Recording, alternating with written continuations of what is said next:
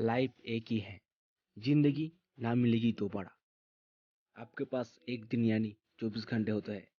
विराट कोहली के पास भी, रोनाल्डो के पास भी 24 घंटे होते हैं। लेकिन वो सभी लोग सक्सेस की ऊंचाई इतनी छू लेते हैं जो आम इंसान उम्मीद भी नहीं कर सकते।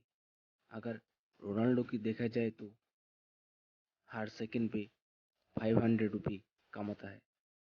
लेकिन हम ज़्यादातर लोग दिन में 500 रुपये कमाने के लिए पसीना छूट जाता है, तभी शायद नहीं होती।